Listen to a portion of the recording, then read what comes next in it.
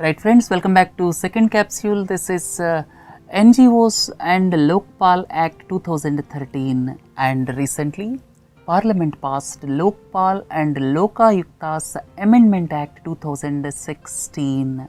It specifically amends only one clause of Lokpal and Lokayukta Act of 2013. It amends section 44 of Lokpal and Lokayukta's Act of 2013. You may ask what is meant by Lokpal and Lokayukta's Act of 2013. This act was brought for the establishment of Lokpal for the central government as well as Lokayuktas in states. What is the main role of Lokpal and Lokayuktas? Basically, they inquire into allegation of corruption against certain public functionaries, and it shall apply to public servants in and outside India. And why government brought this act in 2013? This Lokpal and Lokayukta's Act 2013 was brought in line with the United Nations Convention Against Corruption. India is signatory to United Nations Convention Against Corruption. So as to satisfy this convention, not only this aspect but also to look at the corruption of public servants in this country, this was brought. And if the public servant is found corrupt, he is liable to be punished under the Prevention of Corruption Act of 1988.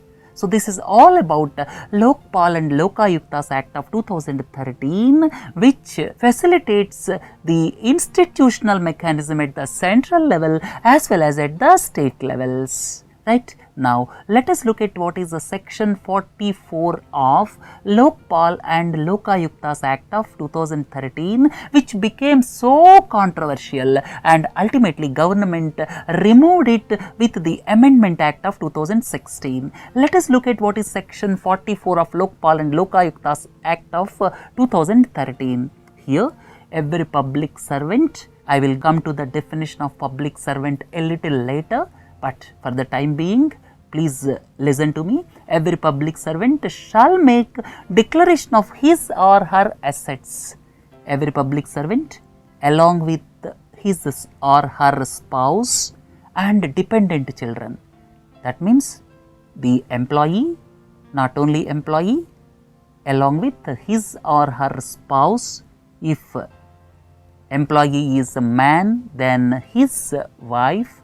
If the employee is a woman, then her husband along with the dependent children have to give the details of assets or liabilities within 30 days of assuming office. If a government employee is joining, they have to give the details of not only himself but also of family members within 30 days of assuming office. That is one aspect. And second aspect is every year, not only at the time of joining, every year also public servant along with the spouse and dependent children should file annual returns on or before 31st July. And each ministry shall publish these details on their website by 31st August. And if any employee is found with the assets not disclosed, he is treated to have acquired these assets by corrupt means and he can be prosecuted under Prevention of Corruption Act of 1988. This is all about the declaration of assets under section 44 by the public servants every year by July 31, not only by himself but also belongs to spouse and dependent children. But the crux of the matter is the definition of public servant. Please look into this. Who are public servants? Public servants are government employees. It is okay to some extent, and at the same time, senior management of non-governmental organizations are also included. When the non-governmental organization is receiving funds from the government or from the sources abroad. So, when the non-government organization is funded by the central government to the extent of rupees 1 crore or more per annum, or when the non-government organization is receiving rupees 10 lakh or more in foreign donations under Foreign Contribution Regulation Act 2010 per annum. If any of these two conditions is satisfied, then they will come under public servants. If any of these two conditions are satisfied, then the senior management of non-government organizations, senior management may include director, manager, secretary or any other officer of society or association of persons or the persons managing the trust, they will be declared as public servants, right?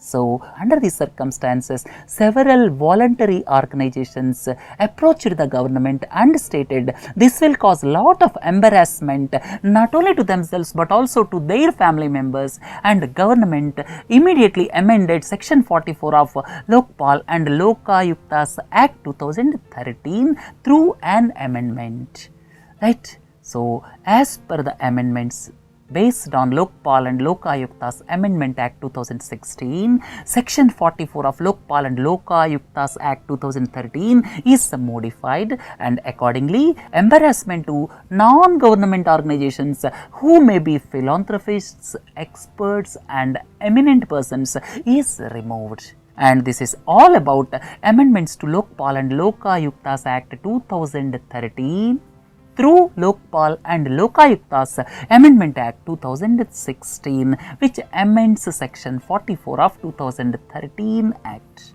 Right friends, embarrassment to non-government organizations is removed through this, and please do join for other modules. Have a nice day. Thank you.